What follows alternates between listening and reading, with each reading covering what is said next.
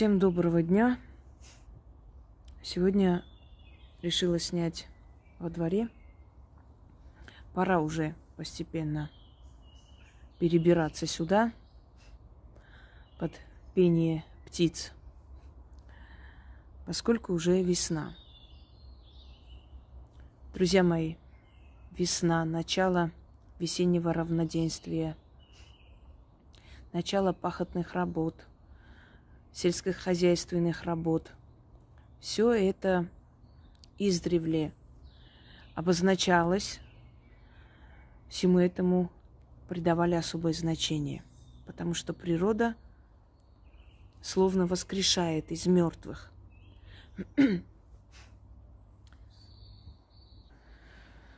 Согласно древнегрузинской теологии, в эти дни Бог Солнца был заточен в темницу. Точнее, ближе к этим дням. А как раз во время весеннего равноденствия он был спасен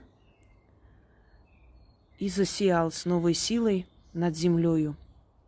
Солнце вернулось из заточения, из тьмы. Солнце воскресло, так говорили в древние времена.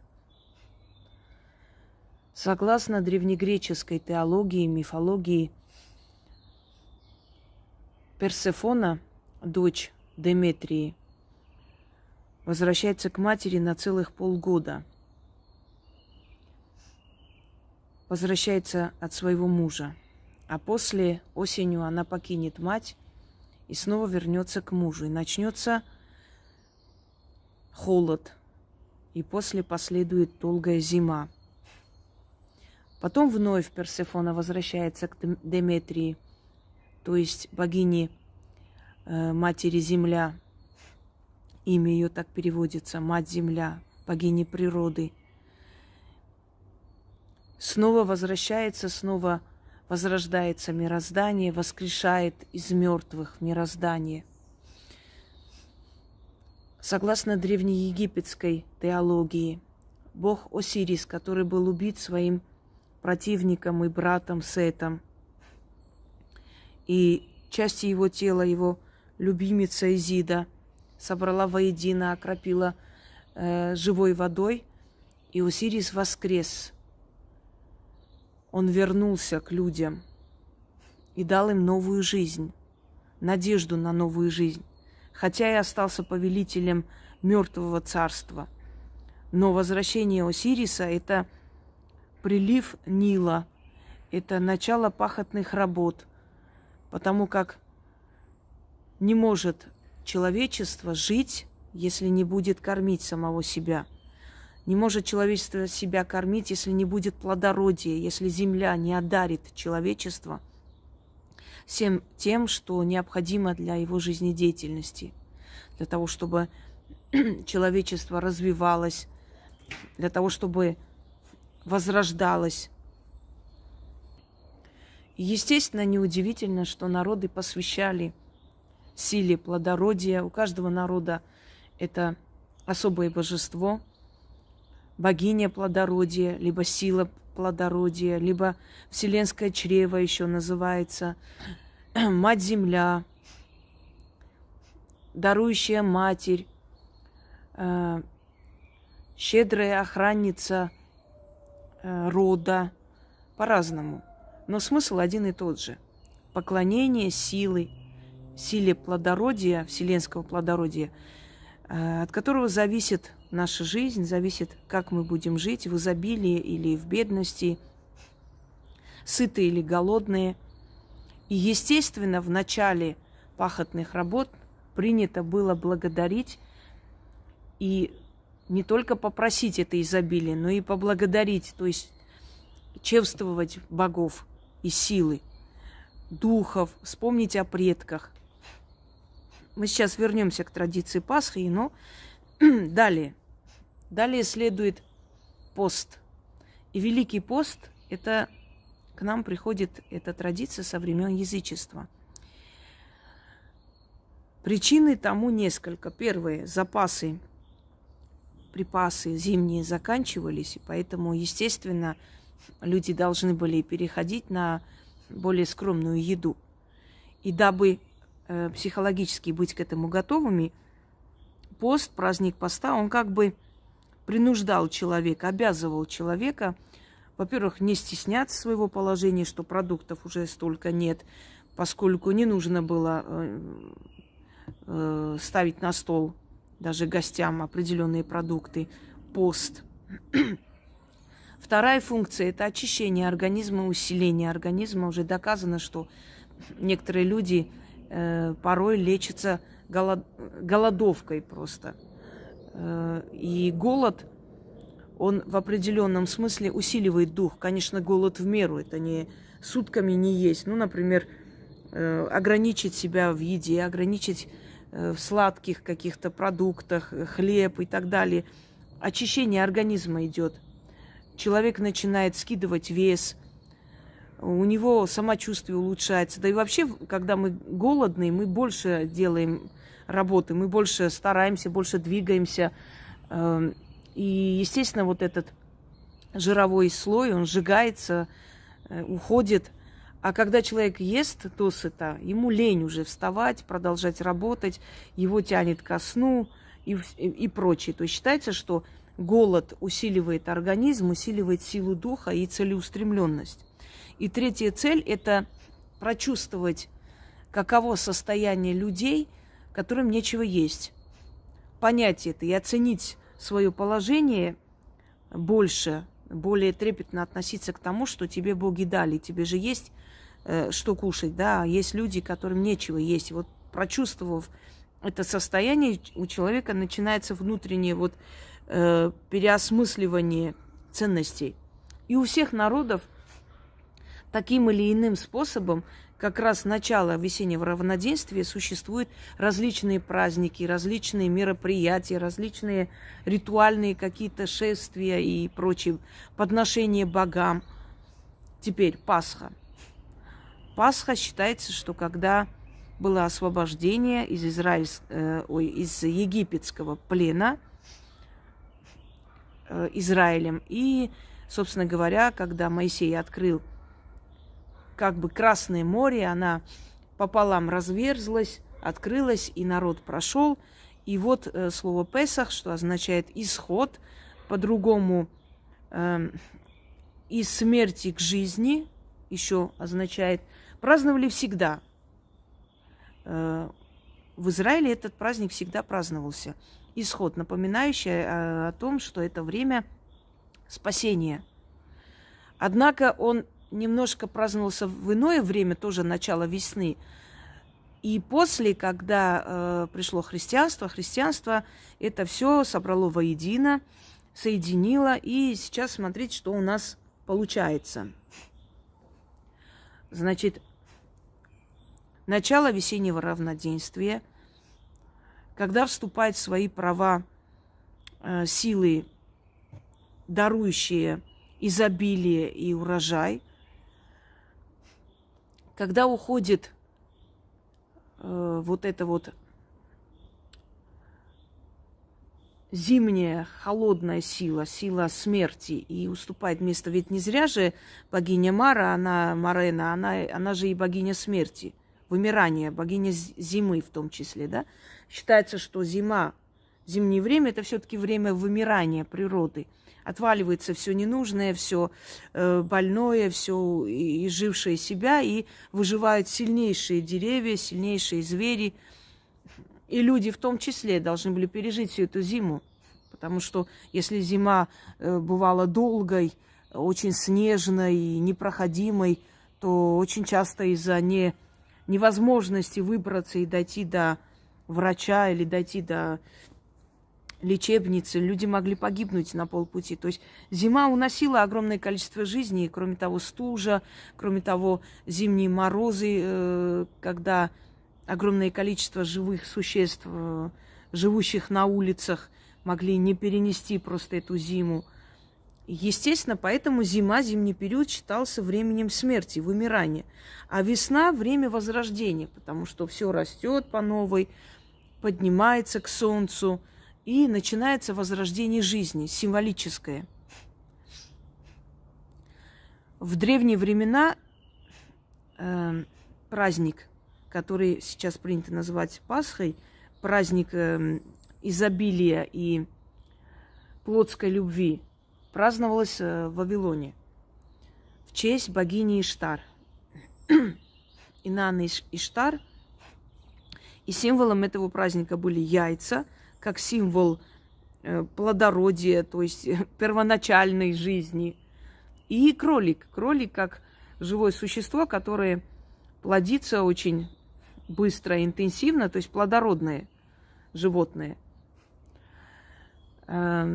Различные были варианты этого праздника. Народ благодарил великую богиню любви и изобилия, и плодородия, приносили в жертву быков. Более такие изощренные были праздники внутри храмов, где могли быть коллективные соития и так далее. То есть по-разному. Она богиня все-таки плотской любви, и поэтому она принимала эту силу соития и вот эту энергию любви, если можно назвать это любовью, взаимоотношений, взаимодействия мужчины и женщины, этих энергий принимала для себя как жертвоприношение.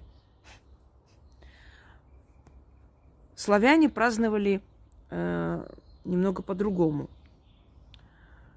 В культурах, то есть в этнической культуре славян, это время празднования, тоже чествование богинь и богов плодородия, хранителя рода, дождь бога, богинь, дарующей жизнь, богини и покровительницы семьи, такой как Макуш. Но определенно какому-либо божеству этот праздник не был посвящен. Он был посвящен силе плодородия. Вот вселенской силе плодородия, и некоторые приписывают это посвящение богине матери, лунному божеству. Вариантов много, быть может, каждое славянское племя праздновало по-своему, поэтому общих соединений, таких вот как бы точек соприкосновения мы не можем найти, но все эти версии имеют место быть. Когда пришло христианство, естественно, все эти праздники начали запрещать. И, естественно, народ не хотел, он сопротивлялся. В то время христианство уже было разделено на западные и восточные церкви. Мы с вами восточная церковь, то есть Россия, да, православная церковь. Но и слово православие, правильно славить богов, это тоже славянское слово, пришло издревле. То есть славянская сторона христианства, она упорно просто начала вносить свои коррективы во все эти церковные праздники, во все церковные традиции, обычаи, потому что не хотели отказываться от язычества, тем более плодородие. И у людей был жуткий страх, что если они откажутся праздновать и благодарить богов плодородия, то у них в стране наступит голод, и, собственно говоря, они тем самым обидят богов, а язычники, у которых укоренилось в голове, что боги и все дается от богов, и они источник жизни для человека, естественно, это было страшно. И как бы церковь ни старалась с этим бороться, они тайком эти праздники все же праздновали. И тогда церковь решила сделать следующий ход. Соединив каким-то чудесным образом воскрешение Христа, который вообще никакое отношение к этому не имеет, считал, что на Пасху он был то есть он был предан, после его убили, через 3 дня воскрес. Вот как раз как будто бы подходит ко дню вот весеннего равноденствия и благодарения богов изобилия, можно бы протиснуть этот праздник сюда. И освящением куличей, освящением Пасхи, значит, освящением крашеных яиц и прочее, мол, если это все осветить в церкви, оно теряет свою языческую силу и уже приносит счастье христианам. Сейчас я вам объясню, откуда куличи, для чего вообще они нужны были, но до этого сейчас дойдем с вами. Так вот, И есть еще третий вариант празднования Пасхи, который присущи кавказским и закавказским народам. Там точно так же время весеннего равноденствия праздновалось. И праздновалось как возрождение мироздания и как встреча. Ну, например, у армян это называлось встреча Астрик и Вааган. Астрик была богиня любви, плодородия, то есть сопоставляется с вавилонской Иштар. И Вааган – бог, дарующий силу, победу, бог войны, одним словом. То есть встреча, если уж так сказать, Афродиты и Ареса. И из их любви природа возрождалась, потому что это сила, которая исходит от любви мужчины и женщины, оно как бы освещает, усиливает мироздание, инь и янь, да, и дарует начало жизни. Ну, естественно, от взаимодействия мужчины и женщины рождаются дети, понятное дело. Поэтому этому всему придавалось очень большое значение. В отличие от сегодняшнего легкомысленного века, которые не понимают, что все эти символы, все эти празднования, все эти ритуальные песнопения, подношения, они не просто так происходили в тонком плане. Таким образом, народы для себя брали лучшую долю в мироздании. И когда это все забылось, конечно, пришла беда. Теперь атрибуты Пасхи. Ну, например, в Закавказье ставят, помимо куличей и крашеных яиц, ставят еще и такую свежую траву. Красиво продают в таких коробочках. Свежая зеленая травка. Ну, есть специфическая, специально там разных цветов, а вообще обыкновенную травку ставили на стол как символ возрождения новой жизни, поднимается. Далее, в Закавказье традиция Пасхи отличается тем, что в это время шли к мертвым своим, то есть приносили часть, делились продуктами, делились добром, какую-то часть приносили своим мертвым родственникам. И там же садились есть возле их могил. Считалось, что это приглашение мертвых на пиршественный стол. То есть многие, может быть, не понимают, почему это делается.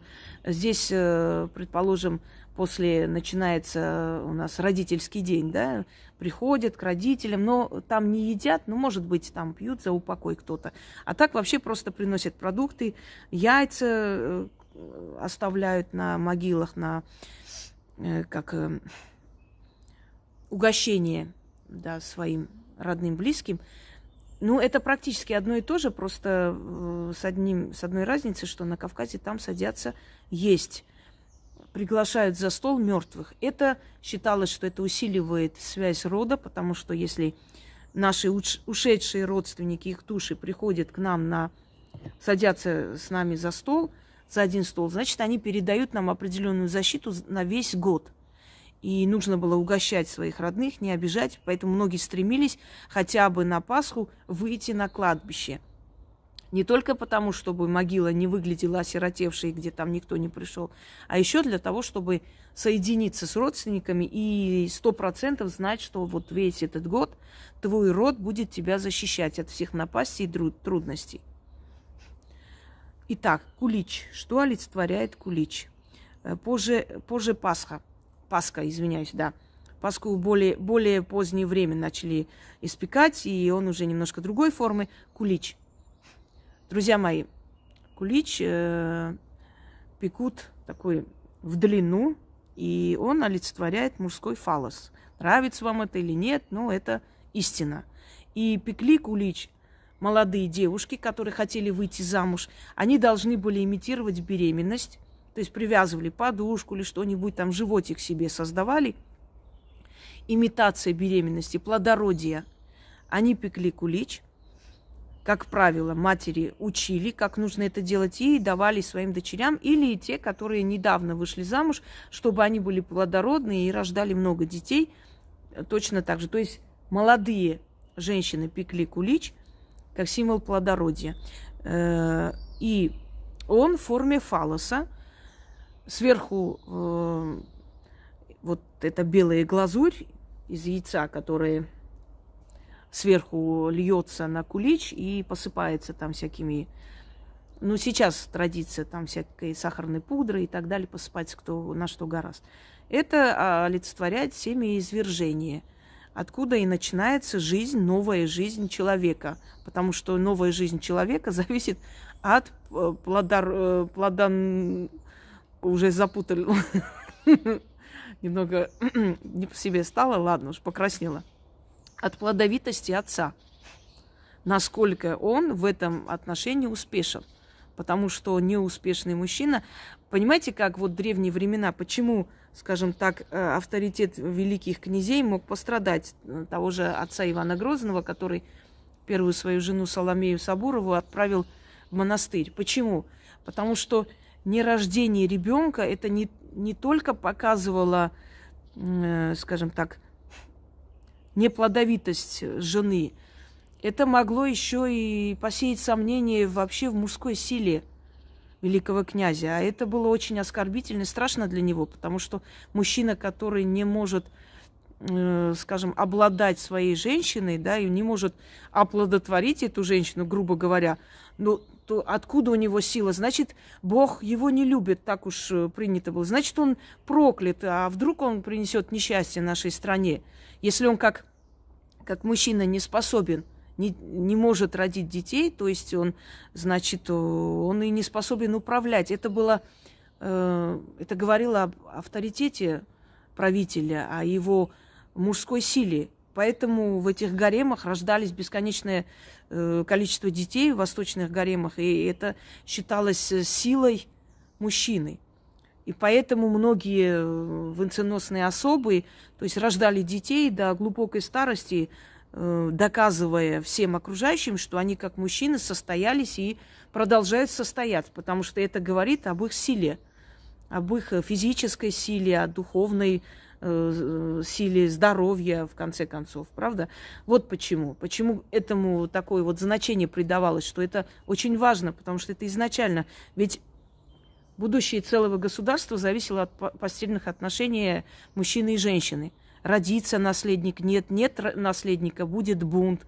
Понимаете, вот исходя из этого, это была очень значимая вещь. Так вот, это олицетворяет семяизвержение и кулич в виде фаллоса. После начали испекать круглую, значит, паску, которая олицетворяла и полноту женщины, то есть беременность, ее точно такую же плодовитость. И на Руси не забывайте, что очень ценили, скажем так, полноту женщины, пышность женщины. Пышные женщины считались здоровыми, что они могут родить детей. Худые женщины немного вызывали подозрения. А вдруг она больна? С чего она такая худая? Почему она формы, налитые формы? Они говорили о здоровье женщины. Поэтому, изображая женщину, уже женское начало, начали испекать вот такую круглую, сдобную, скажем, большую, да, паску. И яйца, естественно. Мне кажется, не нужно объяснять, к чему, к фаллосу яйца.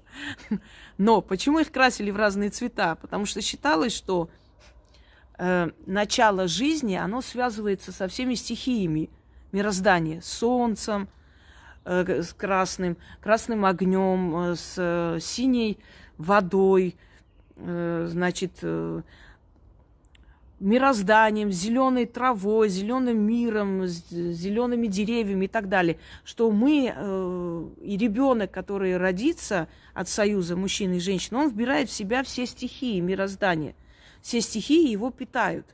И поэтому, естественно, изначально, первоначально, то есть красить яйца, вот различные цвета, это изобразить и напомнить о том, что наш мир состоит из различных элементов, которые нам дают силу, из различных стихий.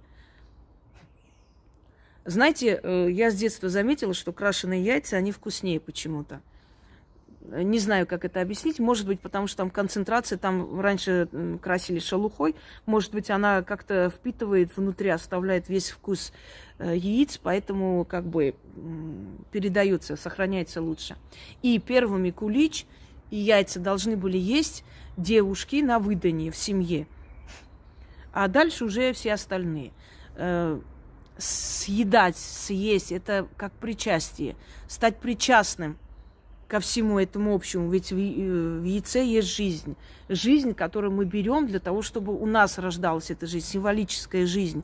Но и кроме всего прочего, символическая как бы орган первоотца, который символизирует плодородие, начало жизни.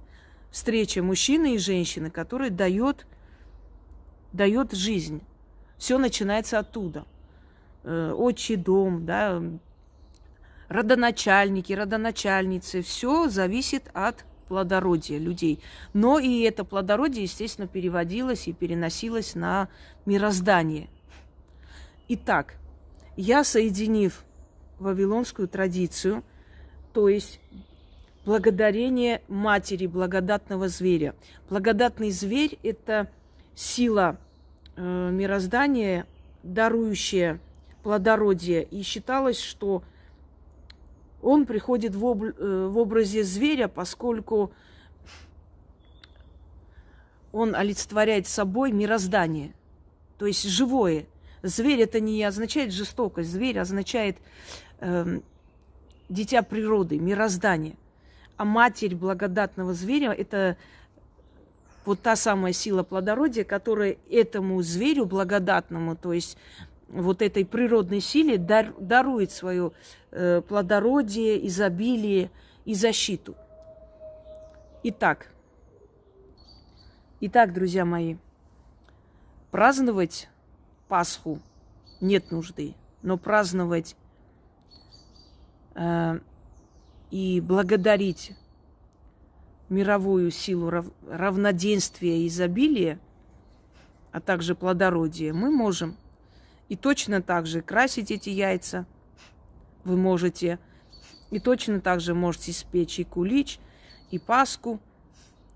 И точно так же есть и попросить в это время изобилия и плодородия. Но хочу вам сказать, что этот заговор подходит в любое время, не только в это время. Но в такой момент он, конечно, особенно силен по той причине, что это начало изобилия. И если это изобилие вас коснется, ведь начинаются эти сельскохозяйственные работы, и вообще от этого тоже зависит и экономика, и подъем экономики, насколько вы будете востребованы, и ваши работы, и все такое, неважно даже, чем вы занимаетесь. Поэтому призвать плодородие и изобилие в свою жизнь можно в любое время. Только с одним отличием, что в этот момент, который совпадает с христианской Пасхой, начинается языческий праздник плодородия, посвященный богине плодородия или силе плодородия. И вы можете праздновать это как день плодородия, как символы плодородия, да, как праздник плодородия, посвященный богам плодородия, с крашенными яйцами, точно так же, но начитывать над пасхальным столом 4 раза, поворачиваясь во все стороны света, а потом сесть и спокойно откушать все, что вам дано. Но в иное время, если вы захотите провести этот ритуал, а его можно провести в любое время, призывая все время изобилие и плодородие. Сейчас он просто особенно нужен, потому как вы должны какими-то словами выразить свою благодарность, да, и призвать эти силы в свой дом на весь год. Но в другое время тот же самый заговор вы можете совершить, но для этого вам нужно положить на алтарь деньги, украшения, какие-то камни красивые. Здесь может ваша фантазия может как бы себя показать в любом качестве, как вам хочется. Зеленый алтарь, красный алтарь, свечи точно так же, как символ огня, то есть силы огня, очищающие силы огня, благовония, которые дают силу духам, которые вы призываете, да, питают эти духи отчасти. И точно так же встать посреди комнаты, поворачиваясь на все 4 стороны света, 4 раза произнести этот заговор. Это можно делать раз в месяц, скажем так, раз в неделю, если вам не лень сделать раз в неделю, потому что некоторым как-то времени не хватает. А сегодня особенно можно произнести. Так вот, праздновать вы можете, начиная с этого дня. Вот как начинается Пасха, оно по тому же календарю, что и языческое празднование плодородия и изобилия. В то же время начинается, просто переделанный под христианский праздник. И вот в течение 3 дней у вас есть время. Вы можете все эти 3 дня точно так же начитать над столом праздничным и сесть и отведать все, что у вас на столе есть. Дело в том, что просто крашеные яйца, кулич и Пасха, это я вам уже объяснила, что это именно оттуда, из язычества, приходящие символы, поэтому их можно есть спокойно, не переживая, что это вообще какое-то касание имеет к христианству. Единственное, нельзя их освящать, иначе оно теряет всю силу, потому что вы тогда переносите в христианский лад, а этого делать не нужно. Некоторые спросят, а в моей семье, если кто-то там вот празднует, замечательно, над их куличами не читайте. Читайте над своим, которые в церкви не побывали, и ешьте. И это точно такой же праздник. Понимаете, как есть, как бы причаститься к этому всему таинству, приобщить себя к этому всему. То есть вы начитали и поставили на алтарь эти продукты или на стол, а после отведали оттуда. Это в честь, это как уважение к тем силам и к тем богам, которых вы благодарили. Вы стали сотрапезниками с этими силами. Просто некоторые не могут понять, почему это богам посвящено, можно есть. Да, вы как бы трапезничаете с теми силами, которых вы благодарите, которых вы призвали. И можете 1 кулич и несколько яиц поставить красиво где-нибудь на алтарь. Через некоторое время выкиньте, когда эти продукты себя уже изживут. Это тоже будет как подношение алтарю, в принципе. Итак, начнем. Ой. Я поднимаю глаза к небесам. О, Матерь благодатного зверя, благослови мой дом. Пусть реки стекаются воедино, а богатство стекается в мою жизнь. Будь плодородной земля, будь обильной вода, будь добрым огонь, будь милосердным ветер. О чрево вселенной, роди добро в мир. Природа воскресла из мертвых. Мерзлота уступила дорогу теплу. Смерть чередуется с жизнью. О Матерь благодатного зверя, я благословляю твое чрево. Мертвые пришли на праздник живым. Память и сила соединились, дух и душа воспряли. Мы просим плодородия и изобилия. Как из семени мужчины и из чрева женщины рождается жизнь, так и родится добро из мирного семени и чрева природы. О, благословенна будь, Матерь благодатного зверя! Я славлю тебя.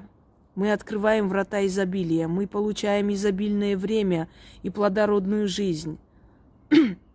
Слава предкам, сила потомкам, счастливая доля нам на земле. Да будет так, боги свидетелей, исполнилось, свершилось. Мы, даже неважно, если вы только для себя просите, в таких ритуальных заговорах произносится, как правило, слово «мы». Имеет символ «мы все», «мы здесь», находящиеся «мы», «моя семья», «мой род», «моя кровь» и так далее. «Мое продолжение». Оно здесь очень важно. И исполнение таких ритуалов может помочь всей семье жить изобильно и хорошо весь год, даже если это проведет, скажем, только мать. Она уже через свою кровь и благословение передаст своим детям, своему мужу ту самую благодатную жизнь, которую она хочет, изобильную. Но лучше, конечно, чаще повторять этот заговор. Я вам объяснила как. Тогда оно будет иметь более сильный эффект. Сейчас вы всего лишь благодарите богов и показываете им свое как бы расположение, свое уважение. Я поднимаю глаза к небесам. О, Матерь благодатного зверя, благослови мой дом. Пусть реки стекаются воедино, а богатство стекается в мою жизнь. Будь плодородной земля, будь обильной вода, будь добрым огонь, будь милосердным ветер. О, чрево вселенной, роди добро в мир. Природа воскресла из мертвых, мерзлота уступила дорогу теплу. Смерть чередуется с жизнью, о, Матерь благодатного зверя. Я благословляю твое чрево. Мертвые пришли на праздник живым. Память и сила соединились, дух и душа воспряли. Мы просим плодородия и изобилия. Как из семени мужчины из чрева женщины рождается жизнь, так и родится добро из мирного семени и чрева природы. О, благословенна будь, Матерь благодатного зверя! Я славлю тебя. Мы открываем врата изобилия. Мы получаем изобильное время и плодородную жизнь. Слава предкам, сила потомкам. Счастливая доля нам на земле. Да будет так. Боги-свидетели, исполнилось, свершилось. И еще раз. Я поднимаю глаза к небесам. О, Матерь благодатного зверя, благослови мой дом. Пусть реки стекаются воедино, а богатство стекается в мою жизнь. Будь плодородной земля, будь обильной вода, будь добрым огонь, будь милосердным ветер. О, чрево вселенной, роди добро в мир. Природа воскресла из мертвых, мерзлота уступила дорогу теплу. Смерть чередуется с жизнью. О, Матерь благодатного зверя, я благословляю твое чрево. Мертвые пришли на праздник живым. Память и сила соединились, дух и душа воспряли. Мы просим плодородия и изобилия. Как из семени мужчины и из чрева женщины рождается жизнь, так и родится добро из мирного семени и чрева природы. О, благословенна будь, Матерь благодатного зверя! Я славлю тебя. Мы открываем врата изобилия. Мы получаем изобильное время и плодородную жизнь. Слава предкам, сила потомкам. Счастливая доля нам на земле. Да будет так. Боги-свидетели, исполнилось, свершилось. И в последний раз. Я поднимаю глаза к небесам. О, Матерь благодатного зверя, благослови мой дом. Пусть реки стекаются воедино, а богатство стекается в мою жизнь. Будь плодородной земля, будь обильной вода, будь добрым огонь, будь милосерден ветер. О, чрево вселенной, роди добро в мир. Природа воскресла из мертвых, мерзлота уступила дорогу теплу. Смерть чередуется с жизнью. О, Матерь благодатного зверя, я благословляю твое чрево. Мертвые пришли на праздник живым. Память и сила соединились, дух и душа воспряли. Мы просим плодородия и изобилия. Как из семени мужчины из чрева женщины рождается жизнь, так и родится добро из мирного семени и чрева природы. О, благословенна будь, Матерь благодатного зверя! Я славлю тебя. Мы открываем врата изобилия. Мы получаем изобильное время и плодородную жизнь. Слава предкам, сила потомкам. Счастливая доля нам на земле. Да будет так. Боги-свидетели. Исполнилось. Свершилось. Поздравляю вас с праздником изобилия и плодородия. Вот этот праздник вы можете праздновать. Без лишней, ненужной нам суеты искусственных эгрегоров. Всем удачи!